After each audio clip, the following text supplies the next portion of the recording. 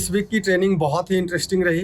180 cat back करना और उसको एक फ्लो में करना, वो अचीव किया मैंने और उसकी लगातार प्रैक्टिस कर रहा था ना। अब इस वीक हम लोग 180 प्री पे काम करेंगे, तो दोनों पैरेलली साथ में चल रहा है। दूसरा कुछ जंप्स थे जो हाइट से थे और एक वहाँ से प्लायोज करने थे, वो भी मैंने किया, जो कि बहुत अच्छा लगा मुझे वो करने के बाद। और जो सबसे इंटरेस्टिंग चीज़ रही इस वीक के ट्रेनिंग में इस कंसिस्टेंसी।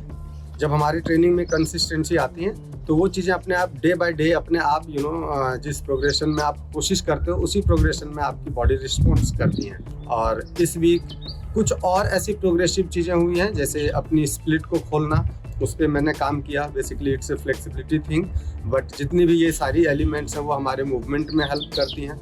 मूवमेंट को एक रिदम में करने में काफ़ी हेल्प करता है। कुछ चीज़ें, कुछ एक स्टाइल को भी डेवलप किया हूँ मैं इस week. Today I had an absolutely amazing session with Ajay, one and only Ajay from Delhi Parkour. और हम आज क्या कर रहे थे? आज मैंने ज़्यादातर प्रिसीजन और प्लायो और लेजी बॉल्स और इंड्योरेंस की ट्रेनिंग की। So basically हमने एक दूसरे को चैलेंज किया कि 1 मिनट तक लगातार बिना रुके करना है और बहुत मजे किए। कोई भी मूव कर सकते हो और 3-4 राउंड में हमारी हालत खराब हो गई, but we kept on doing it for some time. It really was amazing. See you next time. सब लोग करो भाई। इस हफ्ते मेरी ट्रेनिंग का अच्छा सेशन रहा। हर डे बाय डे मैंने अच्छा प्रोग्रेशन किया। जो मेरी लिस्ट में 180 कैट बैक था उसको भी मैंने अच्छे से फाइनल किया और उसको मैंने बैक टू बैक किया। और मेरा जो रनिंग पे गैदर स्टेप मिस हो रहा था, सो मैंने उसको भी अपना इम्प्रूव किया। जो गैदर स्टेप में रनिंग पे कोऑर्डिनेशन मिस हो जा रहा था, उसकी वजह से जो मूवमेंट्स होते थे उनका फ्लो टूट जाता था, बीच में ब्रेक हो जाता, एक पॉज मिलता था, तो मूवमेंट देखने में उतना अच्छा नहीं लगता था।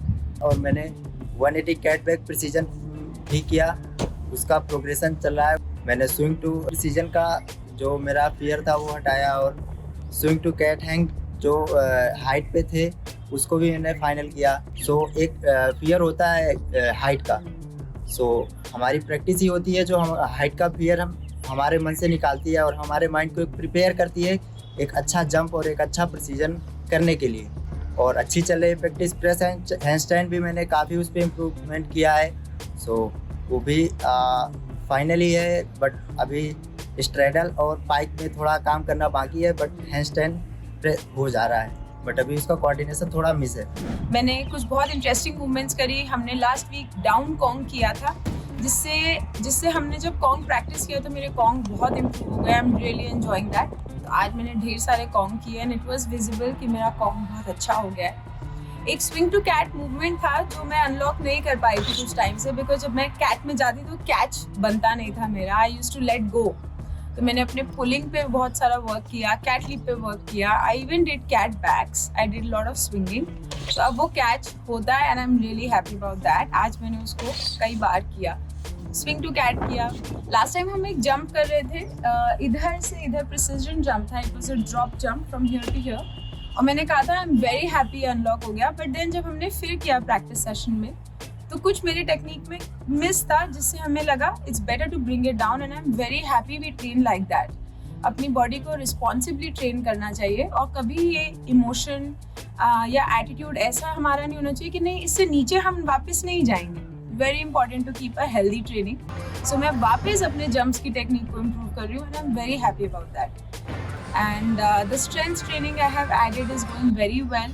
I'm feeling really strong, much stronger, and it's only 1 week into training. So lots of healthy practice. I'm very excited.